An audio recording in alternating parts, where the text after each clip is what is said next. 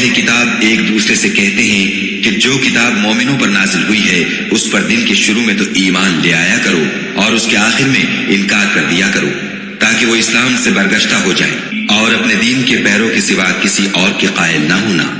اے پیغمبر کہہ دو کہ ہدایت تو خدا ہی کی ہدایت ہے۔ وہ یہ بھی کہتے ہیں یہ بھی نہ ماننا کہ جو چیز تم کو ملی ہے ویسی کسی اور کو ملے گی یا وہ تمہیں خدا کے روبرو قائل معقول کر سکیں گے۔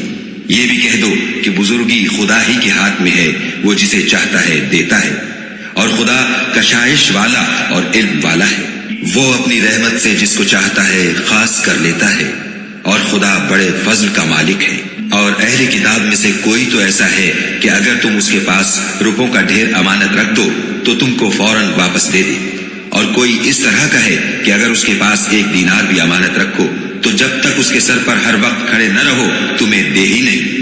یہ اس لیے کہ وہ کہتے ہیں کہ امیوں کے بارے میں ہم سے مواخذہ نہیں ہوگا۔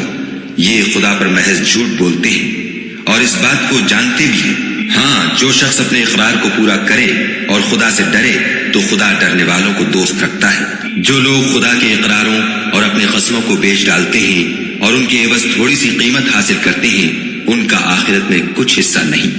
ان سے خدا نہ تو کلام کرے گا اور نہ قیامت کے روز ان کی طرف دیکھے گا اور نہ ان کو پاک کرے گا، اور ان کو دکھ دینے والا عذاب ہوگا۔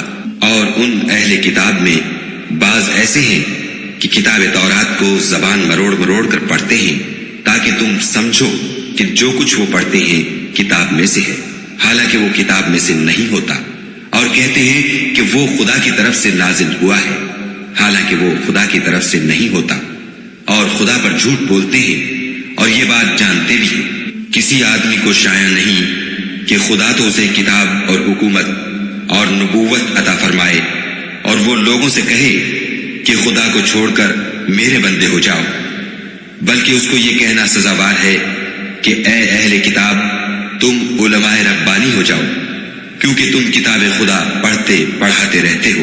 اور اس کو یہ بھی نہیں کہنا چاہیے کہ تم فرشتوں اور پیغمبروں کو خدا بنا لو۔ بھلا جب تم مسلمان ہو چکے تو کیا اسے زیبا ہے کہ تمہیں کافر ہونے کو کہے؟